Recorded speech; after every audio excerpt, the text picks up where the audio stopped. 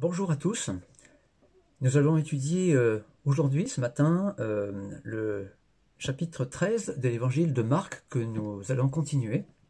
Un chapitre intéressant puisque on va voir que ce chapitre recèle en fait 92% de paroles de Jésus. En effet, 92% des versets sont des paroles directement du Seigneur Jésus. Un passage que je pourrais intituler Veiller à l'essentiel. Et l'essentiel, eh bien, ce sont les paroles de Jésus. L'essentiel, c'est ce qui est durable. Voilà, veiller donc aux paroles de Jésus. Je vous propose de lire ensemble ce passage, donc Marc 13. Lisons ensemble, je vais lire dans la version second. Lorsque Jésus sortit du temple, un de ses disciples lui dit « Maître, regarde, quelle pierre et quelle construction !» Jésus lui répondit « Vois-tu ces grandes constructions ? Il ne restera pas pierre sur pierre qui ne soit renversée. » Il s'assit sur la montagne des Oliviers, en face du temple. Et Pierre, Jacques, Jean et André lui firent en particulier cette question. « Dis-nous quand cela arrivera-t-il, et à quel signe connaîtra-t-on que toutes ces choses vont s'accomplir ?» Jésus se mit alors à leur dire « Prenez garde que personne ne vous séduise, car plusieurs viendront sous mon nom, disant « C'est moi ». Et ils séduiront beaucoup de gens. Quand vous entendrez parler de guerre et de bruit de guerre, ne soyez pas troublés, car il faut que ces choses arrivent. Mais ce ne sera pas encore la fin. Une nation s'élèvera contre une nation, et un royaume contre un royaume. Il y aura des tremblements de terre en divers lieux, il y aura des famines, ce ne sera que le commencement des douleurs. Prenez garde à vous-même. On vous livrera aux tribunaux, et vous serez battus de verges dans les synagogues. Vous comparaîtrez devant les gouverneurs et devant des rois, à cause de moi, pour leur servir de témoignage. Il faut premièrement que la bonne nouvelle soit prêchée à toutes les nations. Quand on vous emmènera pour vous livrer, ne vous inquiétez pas d'avance de ce que vous aurez à dire, mais dites ce qui vous sera donné à l'heure même, car ce n'est pas vous qui parlerez, mais l'Esprit Saint. Le frère livrera son frère à la mort, et le père son enfant. Les enfants se soulèveront contre leurs parents et les feront mourir. Vous serez haïs de tous à cause de mon nom, mais celui qui persévérera jusqu'à la fin sera sauvé. Lorsque vous verrez l'abomination de la désolation établie là où elle ne doit pas être, que celui qui dit fasse attention, alors que ceux qui seront en Judée fuient dans les montagnes, que celui qui sera sur le toit ne descende pas et n'entre pas pour prendre quelque chose dans sa maison, et que celui qui sera dans les champs ne retourne pas en arrière pour prendre son manteau. Malheur aux femmes qui seront enceintes et à celles qui allaiteront en ces jours-là. Priez pour que ces choses n'arrivent pas en hiver, car la détresse, en ces jours, sera telle qu'il n'y en a point eu de semblable depuis le commencement du monde que Dieu a créé jusqu'à présent, et qu'il n'y en aura jamais. Et si le Seigneur n'avait abrégé ces jours, personne ne serait sauvé. Mais il les a abrégés à cause des élus qu'il a choisis. Si quelqu'un vous dit alors, le Christ est ici, ou il est là, ne le croyez pas, car il s'élèvera de faux Christ et de faux prophètes. Ils feront des prodiges et des miracles pour séduire les élus, s'il était possible. Soyez sur vos gardes, je vous ai tout annoncé d'avance. Mais dans ces jours, après cette détresse, le soleil s'obscurcira, la lune ne donnera plus sa lumière, les étoiles tomberont du ciel, et les puissances qui sont dans les cieux seront ébranlées. Alors on verra le Fils de l'homme venant sur les nuées avec une grande puissance et avec gloire. Alors il enverra les anges, et il rassemblera les élus des 4 vents, de l'extrémité de la terre jusqu'à l'extrémité du ciel. Instruisez-vous par une comparaison tirée du figuier. Dès que ses branches deviennent tendres et que les feuilles poussent, vous connaissez que l'été est proche. De même, quand vous verrez ces choses arriver, sachez que le Fils de l'homme est proche, à la porte. Je vous le dis, en vérité, cette génération ne passera point que tout cela n'arrive. Le ciel et la terre passeront, mais mes paroles ne passeront point. Pour ce qui est du jour ou de l'heure, personne ne le sait, ni les anges dans le ciel, ni le Fils, mais le Père seul. Prenez garde, veillez et priez, car vous ne savez pas ce temps qui viendra. Il en sera comme d'un homme qui, partant pour un voyage, laisse sa maison, remet l'autorité à ses serviteurs, indique à chacun sa tâche et ordonne au portier de veiller. Veillez donc, car vous ne savez quand viendra le maître de la maison, ou le soir, ou au milieu de la nuit, ou au chant du coq, ou le matin. Craignez qu'il ne vous trouve endormi, à son arrivée soudaine. Ce que je vous dis, je vous le dis à tous. Veillez. Voilà donc ce passage, comme je vous le disais, qui est composé donc de 92% de paroles de Jésus. 34 versets sur les 37 qui composent ce chapitre sont directement des paroles du Seigneur. Jésus parle ici, nous sommes quelques jours avant sa mort sur la croix. Et Jésus donne ici des avertissements à ses disciples sur ce qui va se produire, sur ce qu'ils vont vivre, eux, les disciples, mais également sur ce que vont vivre les générations futures, et plus précisément sur les derniers temps, avant le retour de Jésus.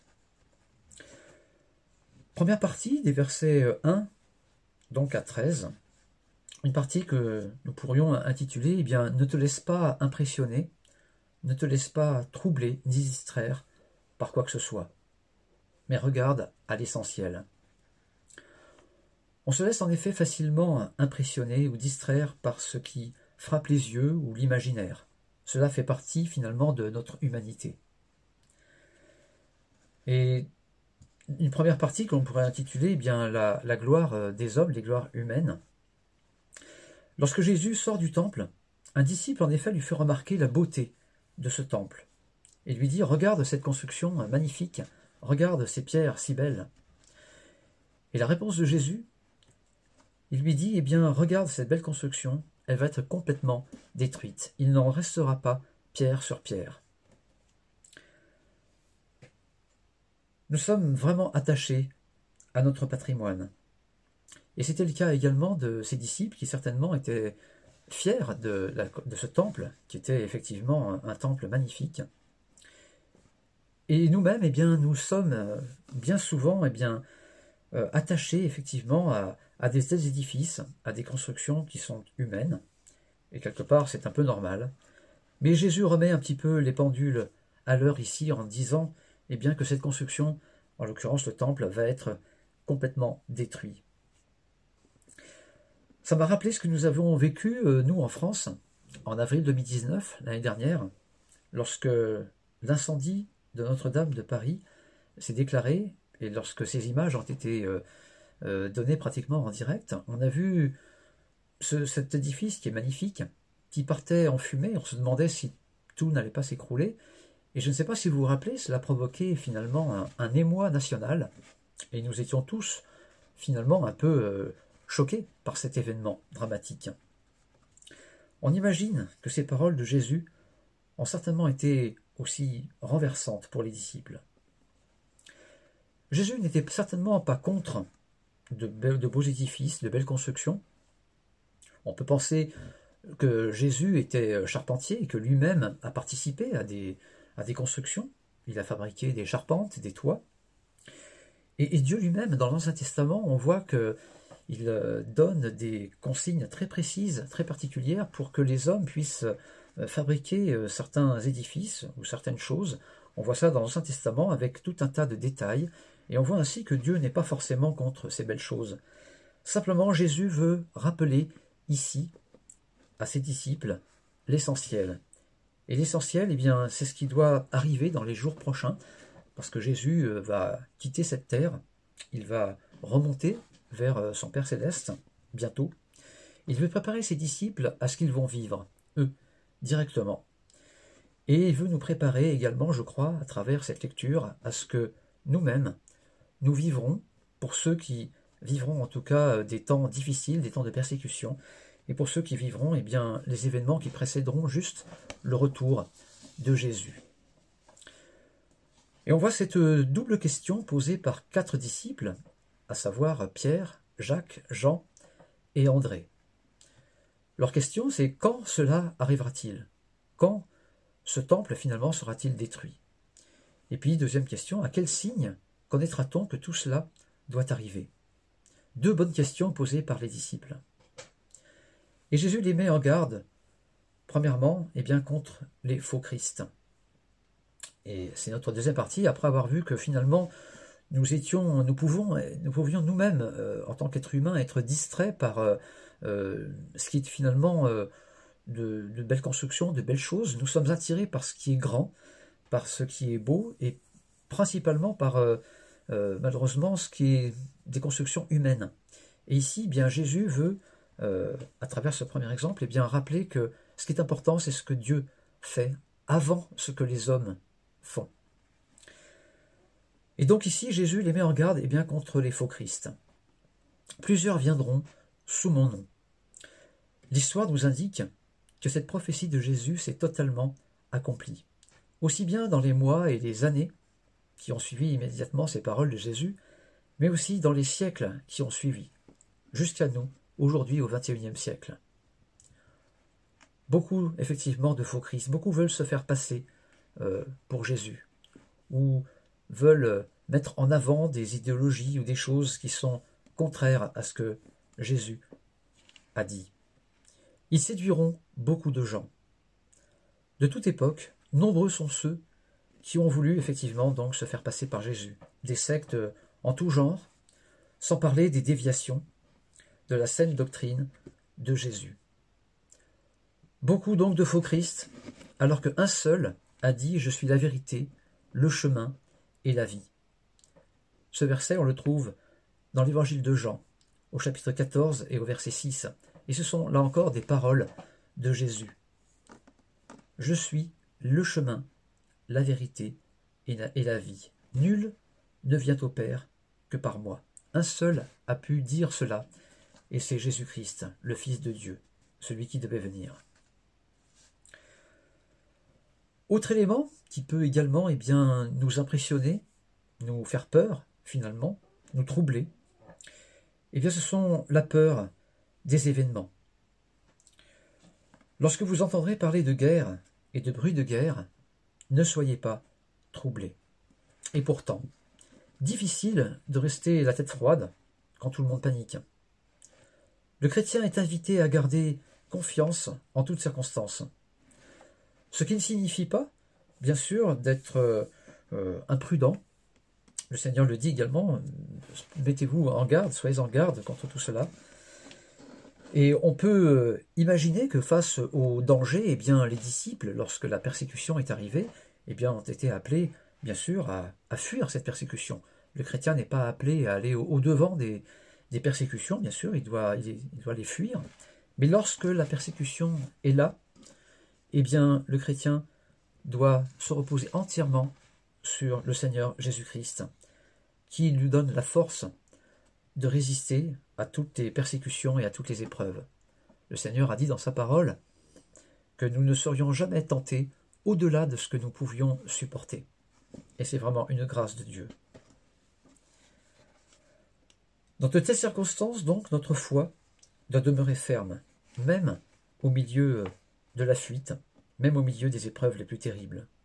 Et notre témoignage passe par une attitude différente de celle que peuvent vivre nos contemporains lorsque des événements extrêmement troublés peuvent survenir et lorsque la persécution est là. Et ce sont des témoignages extrêmement puissants. On sait que dans des pays où la persécution a particulièrement sévi, il y a eu bien souvent des réveils qui ont été suscités, je pense, par des attitudes exemplaires de chrétiens à qui Dieu a donné la force de résister. Et cela a eu pour conséquence d'interpeller ceux qui ne s'étaient pas encore donnés à Jésus-Christ. Il en est de même lorsque l'on est confronté donc aux tremblements de terre, aux famines ou encore aux épidémies. Et ça, c'est la troisième partie, c'est la peur des événements. Donc, tremblements de terre qui sont évoqués dans ce passage, famine, ou encore, je le disais, des épidémies. Et en parlant d'épidémie, nous vivons actuellement, espérons que ce soit bientôt la fin, mais avec le coronavirus, nous avons vécu effectivement une épidémie, et quelque part, certains ont pu être vraiment troublés par rapport à ces choses-là. Quelle que soit l'épreuve, donc, gardons en tête l'essentiel. Et l'essentiel, c'est Jésus, notre plus grand bien, celui qui nous garde de tout trouble. La persécution des chrétiens, dont je parlais à l'instant, donc la peur de l'épreuve, c'est ce que Pierre, Jacques et les autres disciples vont vivre concrètement dans les jours, les semaines et les mois qui vont suivre. Mais après eux, des générations de chrétiens, à travers les siècles, et encore aujourd'hui, au XXIe siècle, beaucoup donc le vivent également. Prenez garde à vous-même, lit-on au verset 9. Nous sommes invités donc à veiller sur nous-mêmes, à ne pas tomber dans cette peur maladive, cette peur qui nous rendrait totalement incontrôlables. Mais nous sommes vraiment appelés, en effet, à nous confier en Christ. Un verset également important que le Seigneur dit, c'est que si un jour, ces chrétiens sont emmenés face aux tribunaux, s'ils sont arrêtés et qu'ils doivent rendre compte de leur foi et s'ils sont questionnés, et c'est ce qu'ont vécu là encore les premiers chrétiens, pas d'inquiétude sur les paroles qui seront prononcées. Le Seigneur, par son Esprit Saint, nous donnera les paroles qui conviennent. Et ça a été le cas pour les disciples, c'était le cas également pour de nombreux chrétiens qui ont pu témoigner que dans des situations vraiment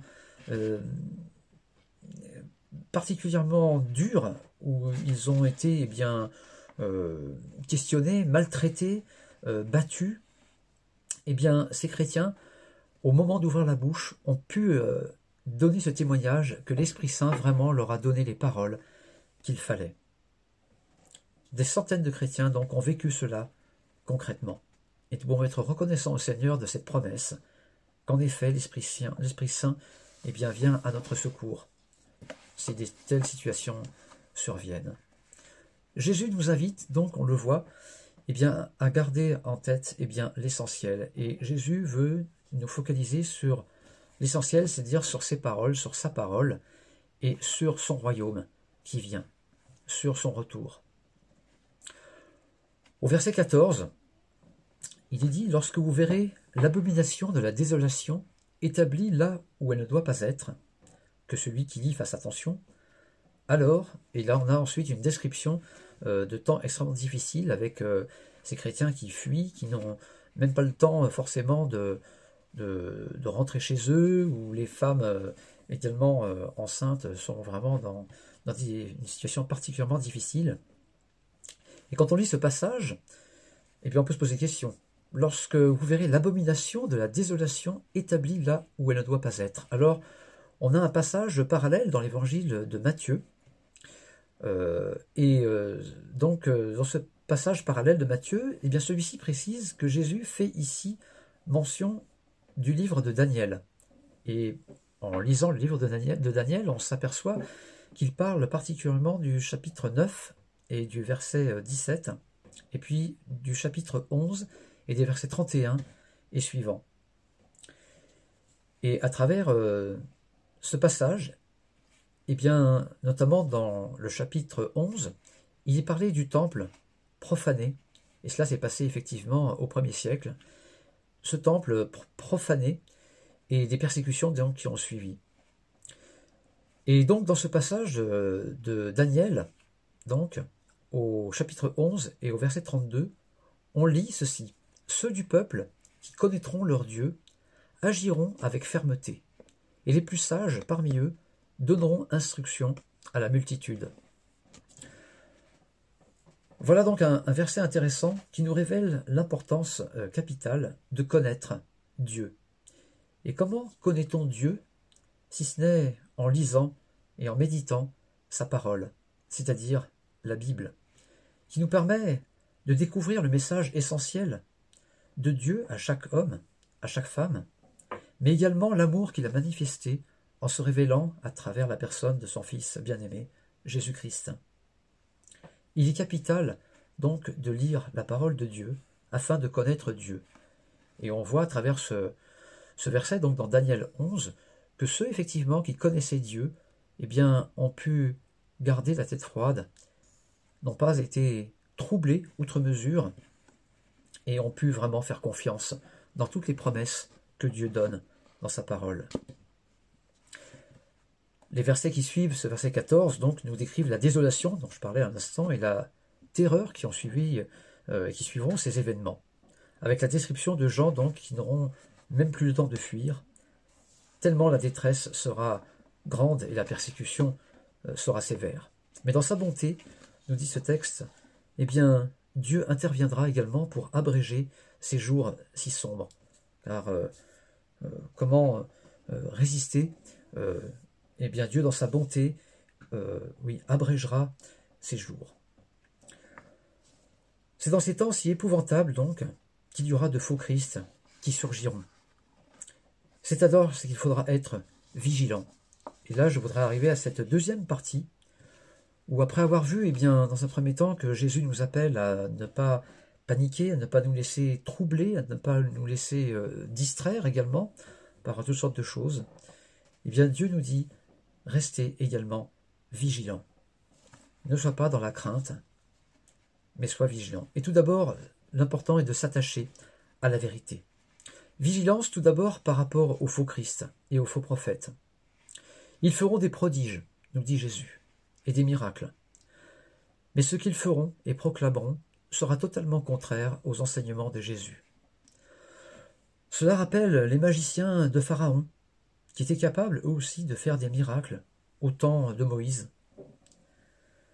Ça nous fait penser également au passage d'Apocalypse 13, ce passage où dans les derniers temps, la bête, ennemie de Dieu, ennemie des chrétiens, est capable de faire des miracles spectaculaires. Et en l'occurrence, pourra faire descendre du feu du ciel. En tout cas, nous sommes rassurés de lire que les élus, c'est-à-dire les chrétiens, ne pourront pas être séduits. Nous lisons cela au verset 22 de notre passage, et à la fin de ce verset, avec l'expression « s'il était possible », que ces élus soient séduits par l'ennemi. Et on se rend compte que cela est quasiment impossible, parce que Dieu les garde. En fait, lorsque nous lisons la Bible, la parole de Dieu, nous apprenons à le connaître, et l'Esprit de Dieu, son Esprit Saint, qu'il a placé en chaque personne née de nouveau, c'est-à-dire chaque personne convertie à Jésus, ces deux éléments nous permettent d'avoir ce discernement qui nous protégeront des tromperies de l'ennemi lors des derniers temps. Et ceux, je crois, qui vivront ces temps particulièrement difficiles, seront en effet protégés. Combien il est rassurant et encourageant de constater cela. L'important donc est de connaître Dieu et de lire sa parole, de nous en imprégner. De lire la parole, mais également de la méditer, de la mémoriser, afin d'avoir cette arme dont il est parlé dans la parole de Dieu. Nous savons que la Bible et des versets bibliques sont une arme offensive contre les traits enflammés de l'ennemi.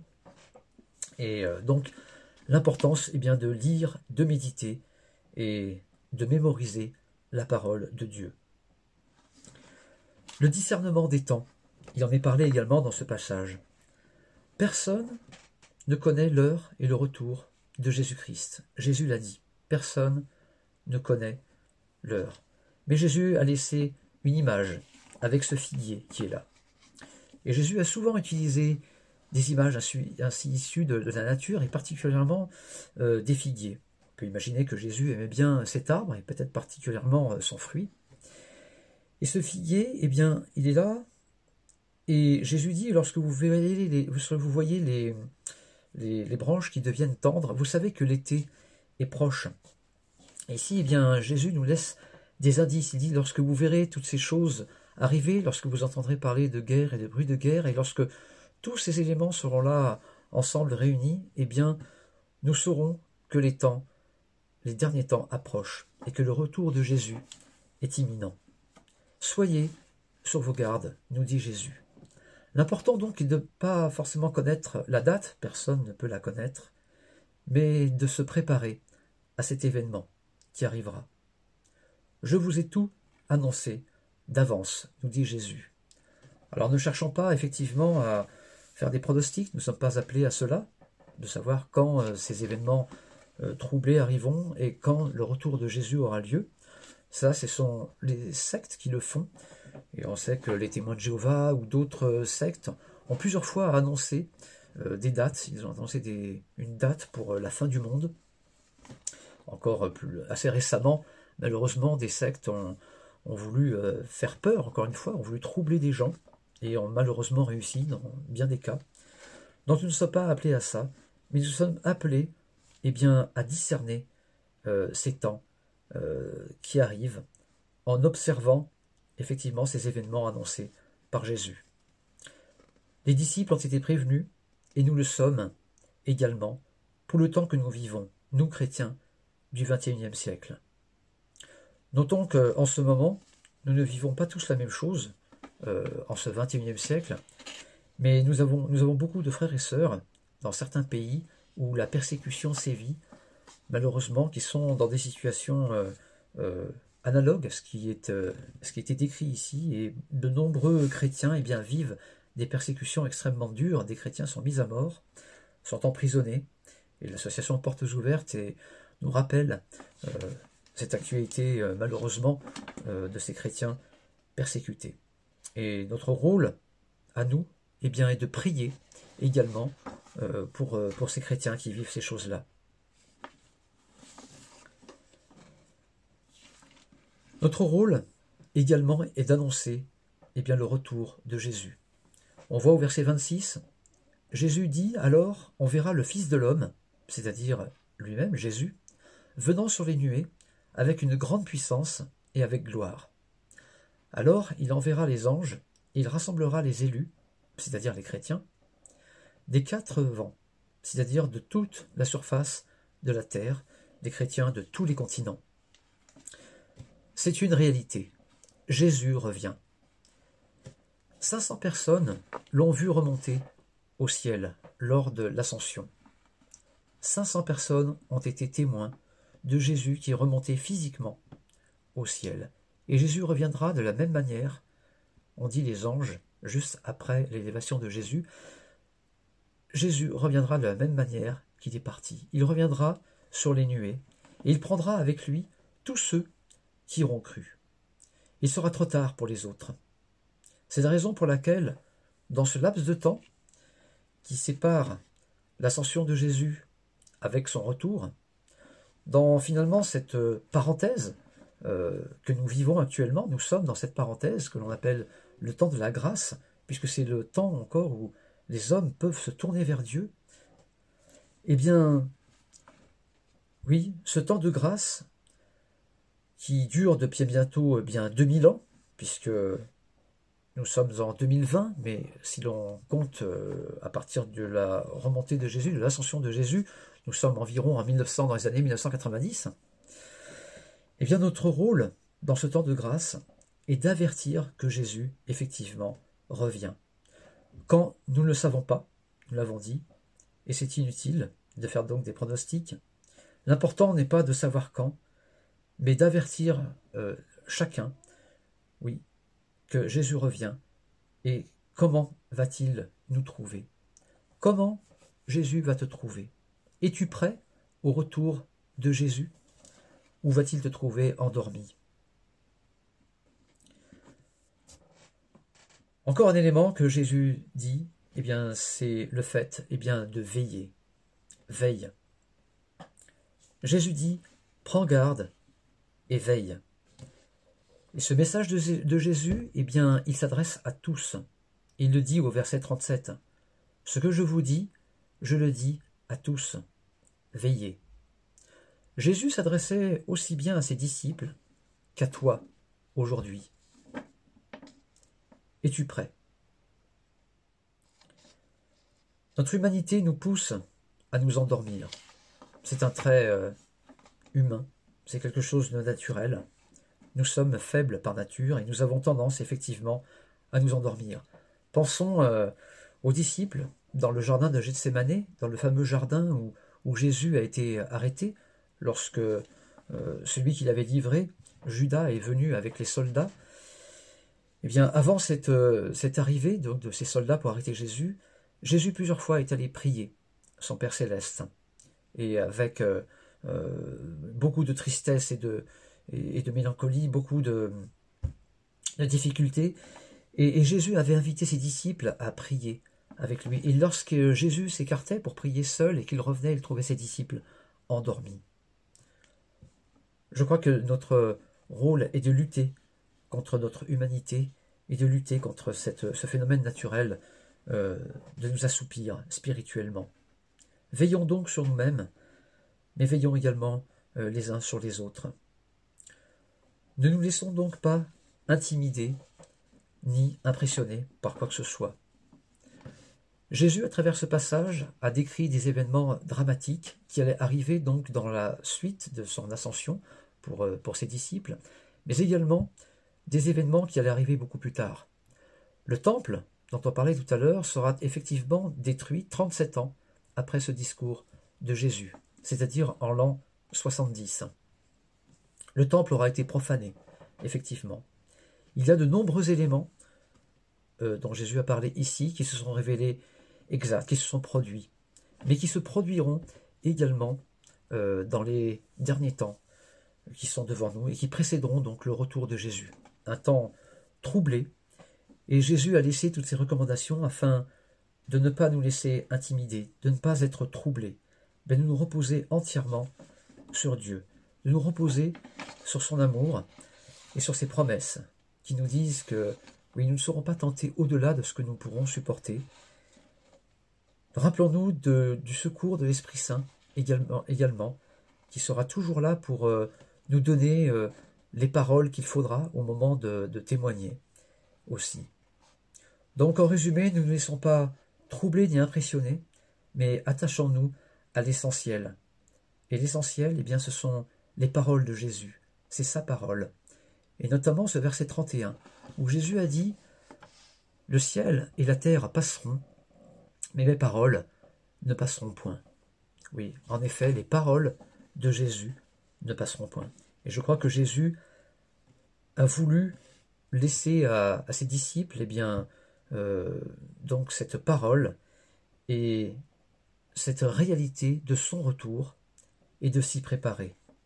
Alors que chacun puisse donc ne pas se laisser tromper par les idéologies à la mode, ne pas s'attacher aux choses qui peuvent nous distraire dans ce monde, des choses belles, des choses peut-être grandes, mais des choses humaines, mais de rester attaché à Dieu et de rester attaché aux événements futurs, à ce qui va durer. Et ce qui va durer, eh bien, c'est le royaume de Dieu que Jésus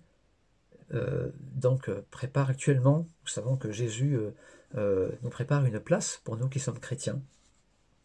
Et donc, rappelons-nous de ces paroles de Jésus et dans son retour glorieux en nous y préparant. Que le Seigneur bénisse sa parole. Amen.